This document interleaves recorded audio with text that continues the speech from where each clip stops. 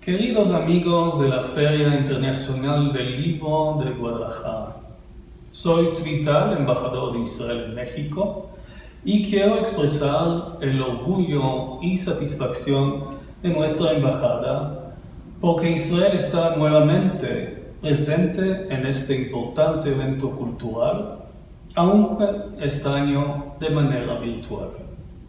Los invito a disfrutar de la interesante entrevista que realizará el conocido intelectual, escritor, filántropo y embajador de buena voluntad de la UNESCO, el doctor Andrés Roemer, al reconocido profesor Aaron Ciechanover, biólogo israelí, galardonado con el Premio Nobel de Química en el 2004, así como profesor del Departamento de Bioquímica y director del Instituto Rappaport de Investigación Médica del Instituto Tecnológico de Israel, el Technion. Gracias. Señoras y señores, es un enorme gusto estar con ustedes en tan distinguido evento como es la Feria Internacional del Libro de Guadalajara, una de las ferias sin duda más relevantes e importantes del mundo. Un lugar donde las ideas realmente fluyen, donde la innovación es parte esencial de este proyecto. Y yo tengo el honor de haber sido invitado a entrevistar a una de las personas más admirables del siglo XXI. El profesor Ciechanover, Aaron, es Premio Nobel de Química. Es una persona que nos platicará no solamente sobre sus aportaciones en la materia y por qué fue meritorio de tan distinguida congratulación, sino además es un enorme pensador, es un pensador brillante que se ha preocupado por temas de enorme envergadura, de filosofía y de pensamiento profundo.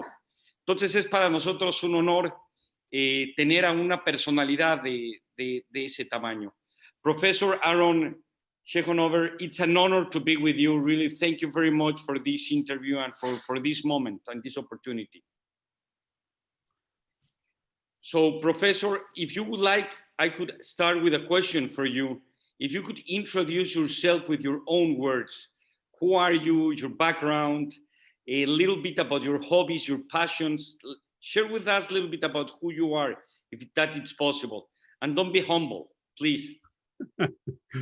So my name is Aaron Ciechanover. I am currently on the Faculty of Medicine of the Technion, which is well, people say it's the Israeli MIT. I'm not sure it's an MIT exactly, but it's a technological university that educates most of Israeli engineers. I was born in Israel to parents that immigrated as children from Poland, sensing the clouds of the Holocaust in the air, but made it to Israel much before. And I grew up with the country. The country was established as an independent country in the late 40s. I was born there, was a poor country. I remember home was not much there, I must admit. Elementary school, high school, one thing was really straight with all the problems, education. Both at home, teachers, schooling system was excellent. Graduating from high school, I already fell in love in biology, and then I went to the Hebrew University to study medicine. You know that in Israel, people have to serve in the military at the age of 18, but the military gives you an opportunity to study a profession that they need later. So I picked up medicine, and only when graduated medicine, I went to serve as a combat physician in the Israeli military. Actually, it was exactly 1973. So directly from the university, I fell into the battles, the cruel battles of the 1973 war, the Day of Atonement war. Then finishing my military service 3 years later in 76, I had a little bit of a roman with surgery, but then I decided that medicine was a profession that my mother wanted me to be, but it's not exactly what I wanted to be. And I decided to go somewhere else, and that's science, biological sciences. And I registered again as a student to the Technion. I became a student of biology, and during this PhD, I discovered, along with my mentor, the system that I'm still working on that took us all the way to shake hands later on with the King of Sweden. And finishing my PhD, I decided that it's time to fly off the nest. You don't stay with your mentor, otherwise you'll, for the rest of your life, be identified with your mentor. And in order to create your own identity, you need to go somewhere else. And the somewhere else was another excellent institute called MIT, the Massachusetts Institute of Technology. I spent there unbelievable, exciting 4 years. And then it was time to go back home, despite the many temptations to stay in leading institutions in America. But I decided that in my own country, I'll be able to contribute much more than I'll be able to contribute to American science that is full of people like me. And I decided to contribute more to my little place in Israel. And in the mid-'80s, I came back, and I've been there ever since, continuing to work on the same very system in different directions. Meanwhile, the system really has exploded. Drugs, patients, thousands and thousands of researchers, the pharma industry. And my hobbies, I'll tell you what is my hobby. All my hobbies are a passive one, so they will not take my time from science. So I'm listening to music, very specifically to Jewish cantorial music. It became a profession. Actually, it's not a hobby anymore. But when I talk to young students and they ask me, what is my hobby? I say science. And then they say, no, this is your profession. What is your hobby? I say, no, this is my hobby. And then I advise them that the best thing they can do for themselves is that their profession will be their hobby. And then somebody crazy will even pay them for that monthly. So my university is crazy enough to pay me monthly for my hobby. So I really, science is there 24 hours a day. I'm currently, even this interview is recorded in my office, in my laboratory. And we haven't stopped for a day during COVID-19 pandemic. And it has been wonderful being there. And to sum it up, playing chess with God. Wow. At the end, you end with a very powerful line that we should talk about it. But since I read about what you have been doing, and now that you start talking with us, as I was telling to the audience, it's time to learn. It's time to learn from you that your hobby becomes really, that your passion becomes your hobby.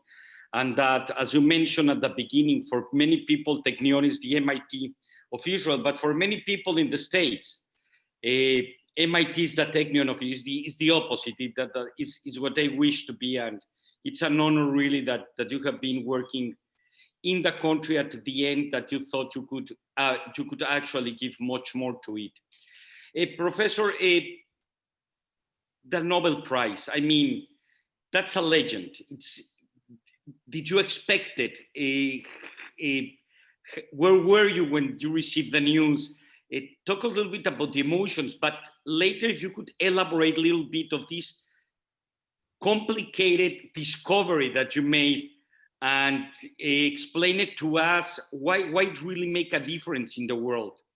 If you could share with us. Yeah, we'll talk about the Nobel Prize itself a little bit later, but the discovery has to do with proteins. Proteins are the little machines on which our body is moving.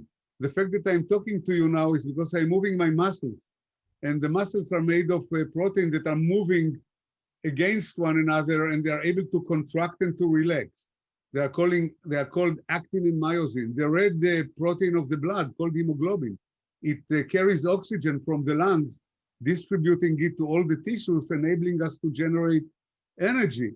And the enzymes that are digesting the food that I had for lunch, you had for breakfast, because of the time difference of the interview, are all protein. The antibodies that protect us against diseases, including COVID.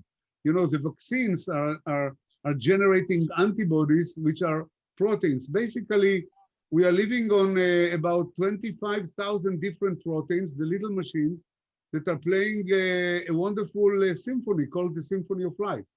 And the symphony doesn't need a conductor. Each knows how to play, what are the notes, when to enter the symphony, when to get out of the symphony. And it's just wonderful.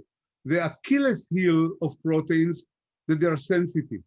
They're very sensitive. And I think that the best example is if you leave meat on the table, the meat in few hours will become rotten, change the color, stinking, not fit, not suitable for eating anymore. It's not edible. And the reason is that the proteins are deteriorating in the muscle of the cow or the chicken or the fish because it's a dead chicken. But the same happens to my proteins. I'm living in a high temperature. In 37 degrees, I'm exposed to the irradiation of the sun, to ultraviolet irradiation. So my own protein, not only mine, of all living organisms, are subject to damage all the time, to mutations, and therefore they need to be replaced. Luckily, we are alive, unlike the piece of meat on the table, and we are having a machinery that degrades proteins all the time as we speak, and renews them as we speak. So we are replacing ourselves all the time. So while we look in the mirror daily and we think we are seeing the same very face while we are shaving, or when the women are putting the makeup, no, we are seeing, it's only gross illusion that we are seeing the same face. Chemically, from day to day, we are changing between 5 to 10% of our protein. So from today to tomorrow, 5 to 7 to 8% depends on the metabolic rate have been changed, and which raises a very interesting question. If I am not today completely what I used to be 2 months ago, then who am I? And it's a, you know, it's a nice humoristic philosophical question, but it's a very deep biological question, because how is it that I change my hardware, but nevertheless the software has remained the same? My imagination, my talent, or I want to believe that my talent has remained and even improved. The passion, the emotions, the love, the hatred, how all the higher functions of the brain has remained and even improved, despite the fact that the hardware was completely changed in the last month or two. It doesn't occur with your computer, because if you buy an identical computer to the one that you want to change, you still need to take the software and move it from one computer to the other. In the body, it doesn't occur. We are still keeping it, which is an amazing biological question. But anyway, what we discovered this exchange mechanism.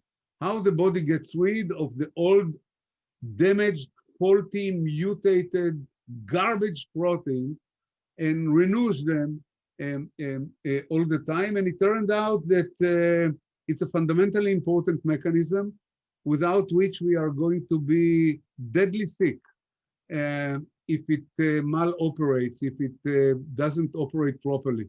And based on it, people discovered new drugs that, first of all, they had to discover the disorder, the dysregulation of the system. Accordingly, they discovered drugs. And the drugs have been used by millions of people worldwide that either gave them their lives back on a silver platter or certainly improved the quality of their life. So, and it is being used in many malignancies. And people are now approaching development of drugs based on our discovery to brain diseases, Alzheimer, Parkinson, and other bad diseases that didn't have any treatment until this day. And we are seeing now just the tip of the iceberg. So it's exciting to be in, part of such a discovery. But I want to emphasize that we did not discover the drug. That's the beauty of science. We made only the fundamental basic discovery, which shows you that science is a continuing chain.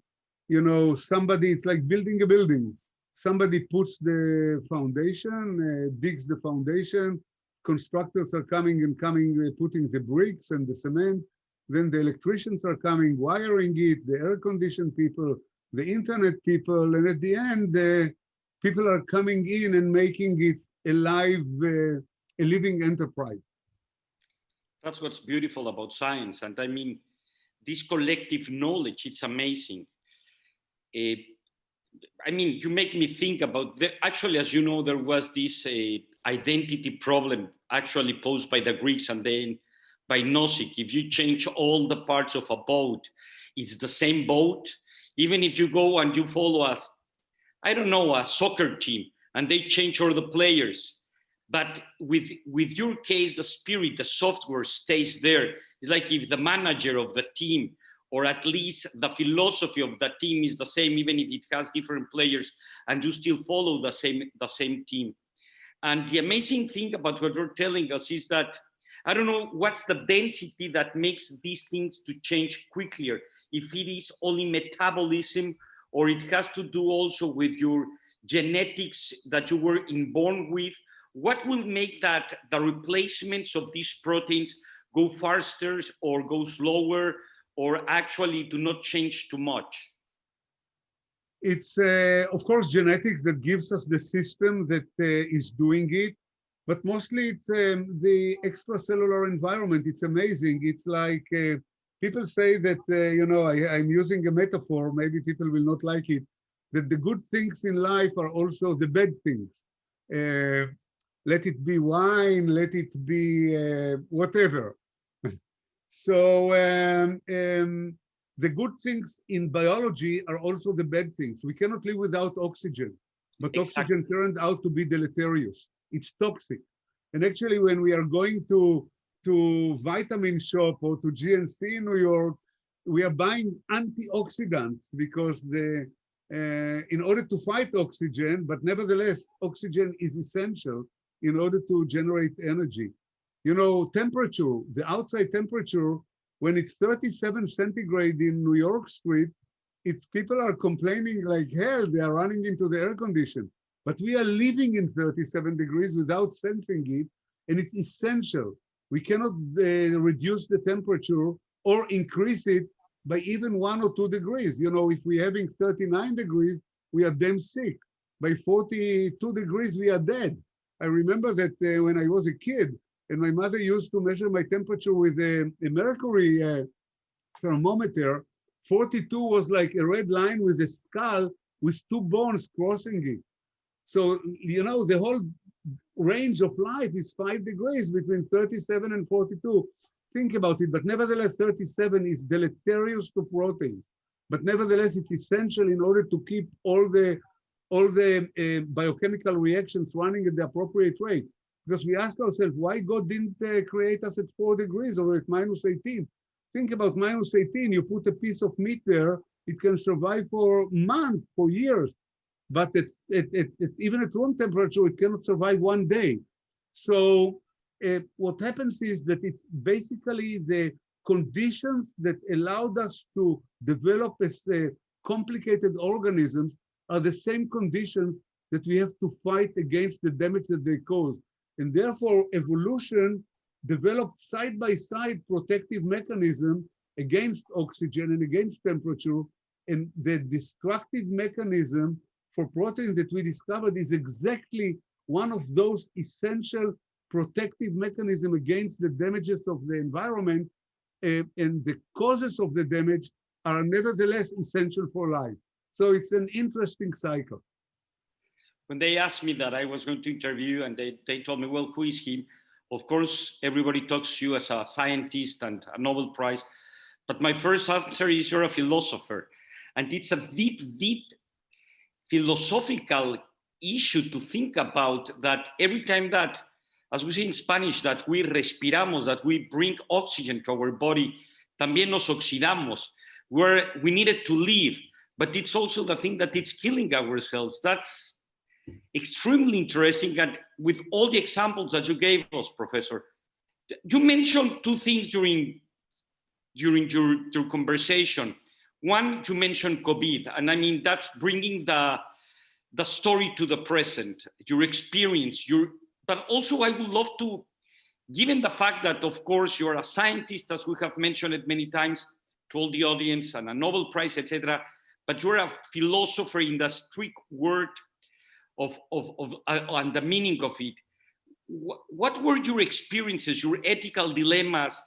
How did you live this COVID? Because it was also a challenge between death and life. Yeah, it's amazing because we are thinking, since we are still living at the height of the pandemic, of course, we are trying to avoid it, to treat patients. We are seeing the dead all over the places, from Spain to Italy to the United States, that is unfortunately the leading country, to Brazil, etc. So we are still in the middle of the fight against the physical part of COVID, but we are going to win it. There is no doubt. It will take time. There will be a vaccine. We have vaccinated ourselves against smallpox, against polio, against rubella and measles and mumps. We shall develop a vaccine against COVID. But meanwhile, from the ground, little by little, are coming critical ethical issues that somehow we push to the side. And I would like to mention some few of them that I thought it not necessarily the only ones, maybe not even the most important ones. Those are the ones that I thought about it.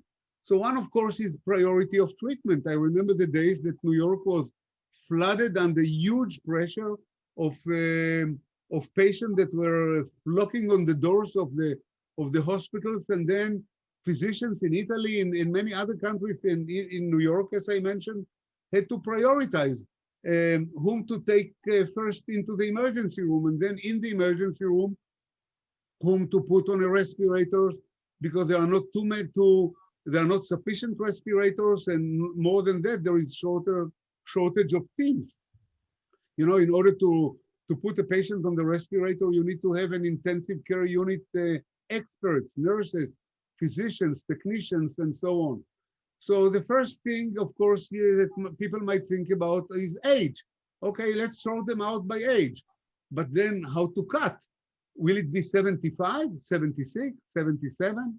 And then you'll find out that some patients at the age of 60 are more sick and have less chance to survive the treatment than people who are 70 and can still run a marathon, or 75, they are healthy. So then people had to think, okay, let's add more parameters, premorbid state, and so on and so forth. At the end, you're coming with some criteria, but you know that you are cutting life. Doesn't matter how severe. You know that when you don't put the patient on the respirator, you're sentencing him to death. And that's something that we as human beings cannot tolerate. Doesn't matter how sick is the patient. But on the other hand, you know that you are going to save the life of somebody who has better chances. So the moral issue is always a moral issue. So the issue of prioritizing treatment is very, very severe one, and requires, I don't know that we shall be able ever to solve it, but at least it requires a thinking. In Israel, you know, people never admit, but in Israel, you know, the hospital, some of the hospitals are now full, and I'm sure that they are doing this calculation without even telling you, because it's such a touchy and sensitive issue in society that it's very difficult to really float it to the surface. Another issue is, of course, vaccination, and vaccination has a real problem. First of all, there is anti-vaxxers. In the United States, they are very famous.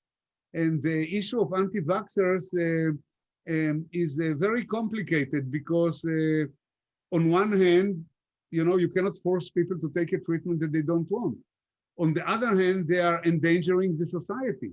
Because if there is one single child in the kindergarten where all the kids are vaccinated, it's okay. He can never catch the disease because none of the kids around will have it. But if there are few of them, and if it comes to a certain percentage, then they are endangering the entire kindergarten, and then they endanger the entire community because they go home and they are talking to they are in touch with the parents, and the parents go to work. And if the anti-vaccination movement is widespread, then we are in a real problem that we shall never be able to defeat the disease, basically. And then the question is, what are the roots of this issue? Why people are against it? So it's a mixed root, if we think about it. Time is short for us to cover everything, but the mixed root are partially, if we look at who are the people that are against it, you will find that these are a lot of people that are coming from minorities, from discriminated minorities. If you look in the United States, you will find that you will not find them against the white affluent population, but you'll find them against Haitians and Black people, new poor immigrants. And why they are against it? They're against it because they don't trust the government, because the government is always, they identify the government as the discriminating body, that the one that somehow caused them to live in poverty, discriminating them in society, in the chances to get into universities, in chances to get a job in governmental institutions. So they don't trust the government. And they have a good reason for not trusting the government.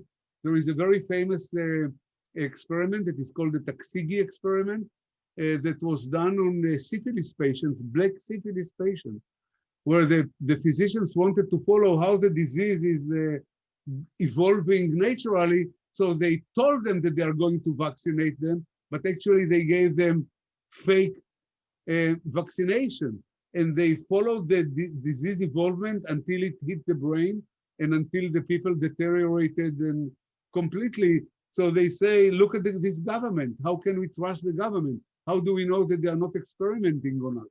And I truly, my heart is with them. So this is one reason. Discrimination in society leads to mistrust in the government that at the end is expressed. One form of expression is, of course, becoming an anti-vaxxer. Another one is, of course, the third issue that I'm going to talk about it, and that's the infodemic, or fake news that are running around. So think about Andrew Wakefield, and he's not an expert, and all of a sudden he came up with an idea, bad idea, awfully bad idea, that vaccines are causing autism. Or the spectrum of autism. So, mothers are hearing that and they say, no way in the world that I'm going to vaccinate my child against anything in the world, from mumps to measles to rubella to flu to now to COVID-19. Forget about it, to the SARS-CoV-2. Forget about it. And that really raised a huge discussion, but not only discussion, but experiments in the biomedical community, and billions and billions of dollars and years on years of work have been spent and actually wasted to prove to the society that there is no connection at all, no linkage at all, that basically the bottom line is that vaccines do not cause autism or even come close to autism. But people don't read the New England Journal of Medicine or the Lancet, and even in the New York Times, it's somehow hidden somewhere. They read this popular so-called fake news, and it's true that we are now regressing from the Wakefield stupidity, but not to the extent that the biomedical community would like it to be. And so this is another source of lack of trust in the medical community, now not in the government, but in the medical community. And the people that are coming with vaccines are somehow identified with the messengers of evil, which is really endangering the biggest achievements of science. Think about polio. We defeated polio. People don't read history. Between Jonas Salk and Albert Sabin that developed initially the dead vaccine, the dead virus, and then the attenuated virus, there is almost no polio. And think about mumps and rubella and measles and all the other, and flu that we are protecting millions people that are at risk every winter. I myself take a flu shot every single winter, also because I fly a lot, but not only because of that.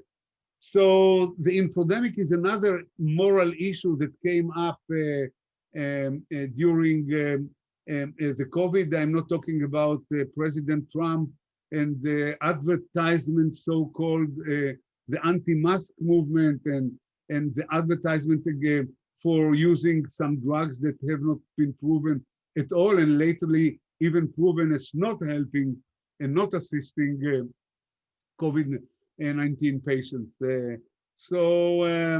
there are many followers to President Trump, more than there are to different scientists, including Nobel laureates. And even Madonna came with some story about that there is a vaccine, it was developed and it's efficient, but it's hidden by the rich people like Bill Gates and so on.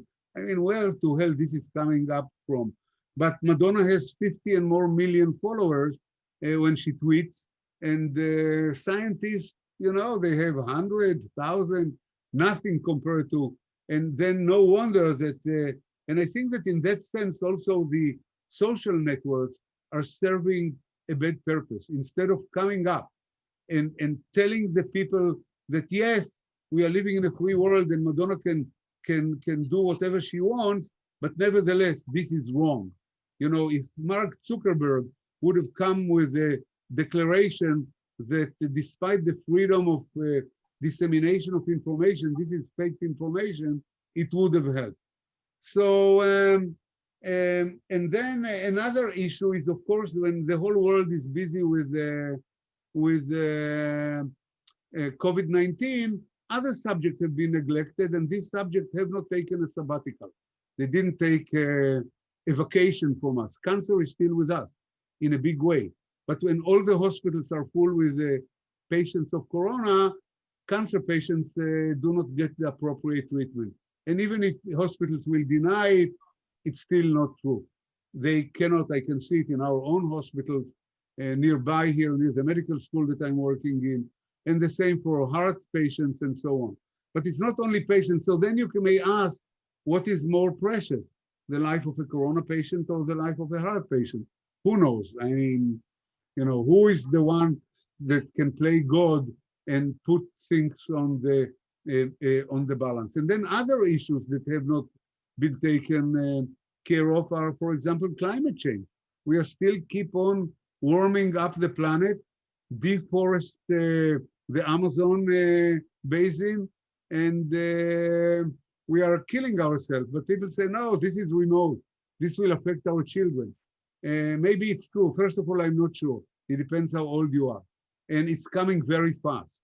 Think about the melting of the ice in the South Pole, in Antarctica, the cracks, and then, you know, just the rise of the ocean level is frightening. It should certainly frighten the Manhattan inhabitants. And so other subjects that should be treated, should be taken care by, are not being taken care by. So all these are not really related directly to the virus, but are truly related to our life as human beings and even to our physical future. And so all this should be taken care by. So, you know, we should certainly start thinking about all those issues that are just pointed out, and certainly they are not all of them. Wow. I mean, each of the topics that you mentioned are like for 5 hours of discussions and really are amazing. Just some comments and some questions. The first one, I really believe there is an ethical dilemma. And I mean, as you know, people like Peter Singer, even Benham Jeremias, and all the people that have always confront us with the trolley dilemma, that to whom we should save. Even movies like Sophie's Choice and utilitarianism make this kind of calculations. Well, which life we should save based on who has much more probabilities to live much more time if we save them, or are much more productive. And at the end, that's a utilitarianism criteria. However, people like Immanuel Kant and people that you know will tell you, okay, probably each life is exactly the same. Doesn't matter if you're older or you're healthier or whatever.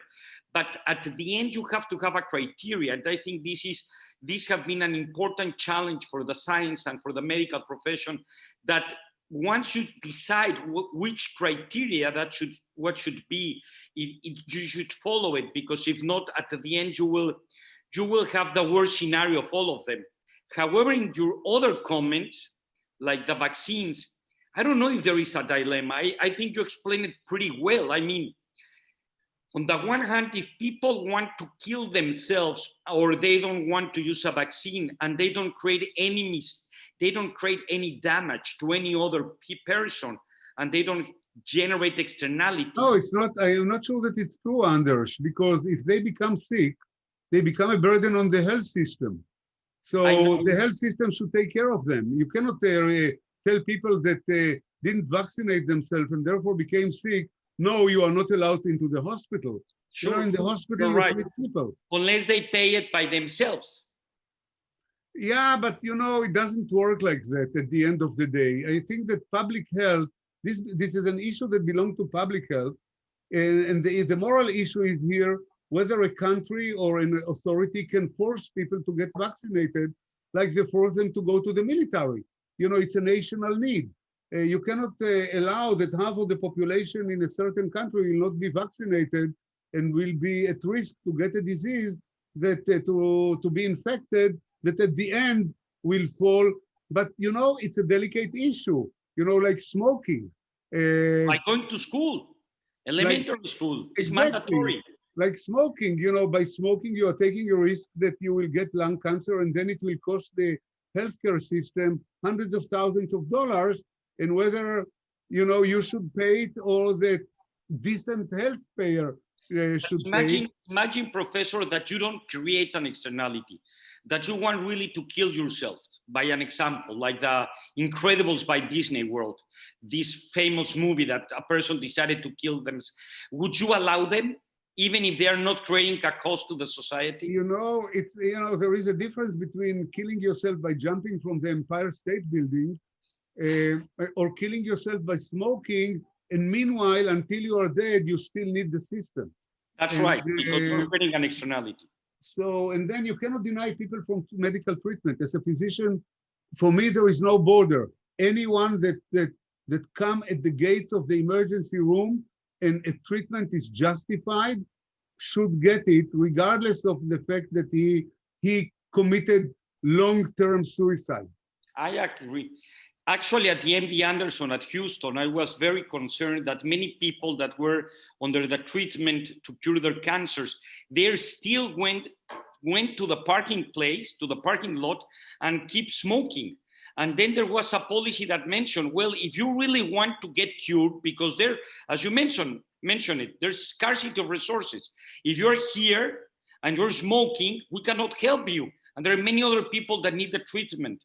But these people answered, you know, it's not that I don't want to stop smoking. I'm addicted. I don't have the free will to stop smoking. So again, you come with all these big issues that are dilemmas once you create an externality. It's a continuous argument. You may argue that, okay, they are addicted, but the anti-vaxxers are not addicted. But you cannot argue with them, because if they deeply believe that it's going to harm them, you cannot argue with them. It's an argument that your argument and their argument are going in non-meeting two parallel lines.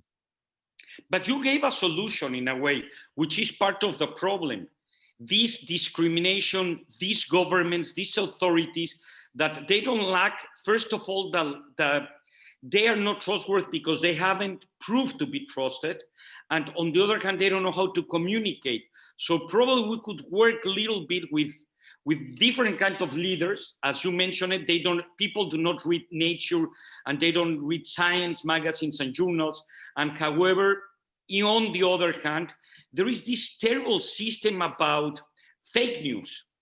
And what you mentioned, that I think it's very relevant today more than ever, because we have always had gossips, we have always had conspiracy theories and fake news. However, today, the exponential harm that social media is doing, and as you mentioned it as a solution, how come we don't have a guy that is the owner of Twitter, Facebook, Instagram, whatever, and come and tell us, okay, please, this is a social responsibility. Within the problem, it's part of the solution. And we should do something. I don't know if the medical or the Nobel Prizes or I don't know whom should actually address these things the way you're doing it, Professor. Right. There is no public voice of any leader or any owner or founder of a social network that will intervene and will say, no, we cannot go on like that. We just cannot go on like that. It's amazing that such a voice is missing. And I love it that you have it. You're bringing that voice to the table. And I think that's not only has a lot of courage, but it's like critical thinking. We have to have much more critical thinking of what's going on. And that's part of the educational system. And at the end, you also mentioned climate change. It brings to my mind Daniel Kahneman, another Nobel Prize from Israel. As you know him, he's actually not an economist, a psychologist. But one thing is to believe, okay, vaccines will hurt me. Another thing is I don't believe the government. Another thing is to face an ethical dilemma to play to God, whom should I save? But a very different psychological thing in the brain has to do with climate change, that you believe that the future is not important or that something will not happen to you, or how do you explain it, the why of the climate change? Well, it's very complicated. I cannot, again, it's a subject that is so heavy. Part of it has to do with politics, of course, because think about Trump withdrawing from the Kyoto and the Paris Agreement.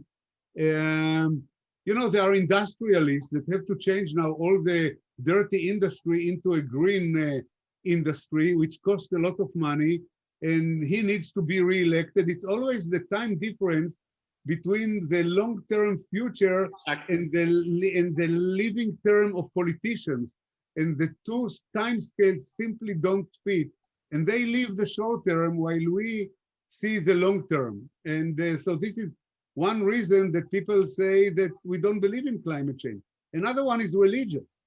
And you see it, that people say, climate change is something big. Why should God? Therefore, they also don't believe in GMOs.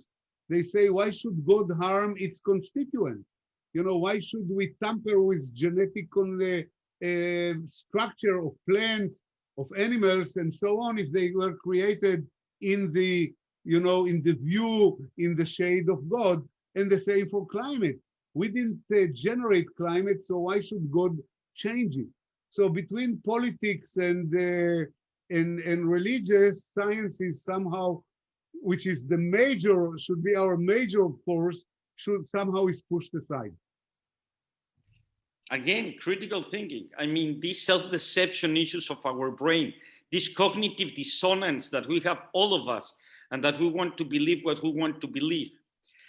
Professor, it's always an honor to talk with you. Would you like to make any other remark, any other? I mean, you brought to the table, I think, many responsibilities and homework to all of us to really don't believe everything we read, everything that we listen in the fake news, in the social networks, and mainly and most important, to really start trusting science, because I think it's really that's at the end issue. I don't know if you would like to comment something on. Yeah, just again, I think that at the end, many people tell me I don't believe in science, but I believe in God.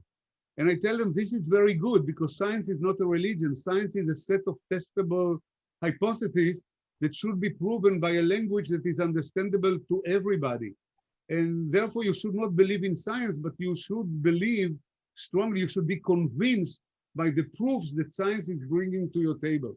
And for that, you need tools. You need to read reliable sources, and you need to listen to what reliable people tell, and mostly you have to involve yourself in discussions with other experts to understand the universe around you.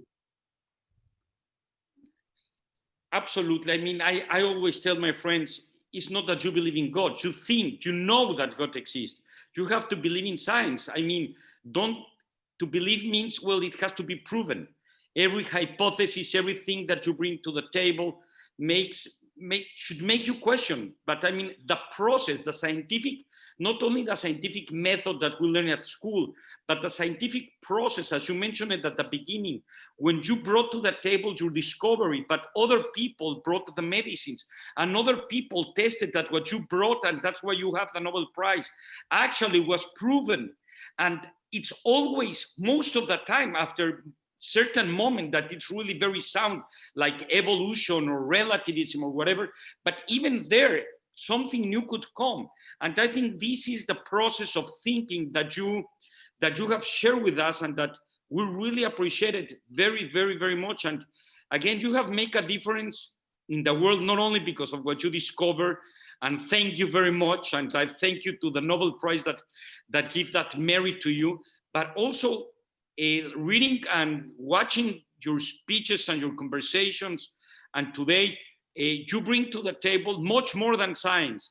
You make us try to be much more critical thinkers and to live in a much more better world, this and future generations. So thank you very much, Professor. It's really a pleasure and an honor to learn from you. Thank you, Andrés, very much. And hopefully people will take something home from this interview and think about the problems that we as humankind are facing. Muchas gracias. Toda rabá. Thank you very much. Shalom, shalom. Bye-bye. Bye-bye.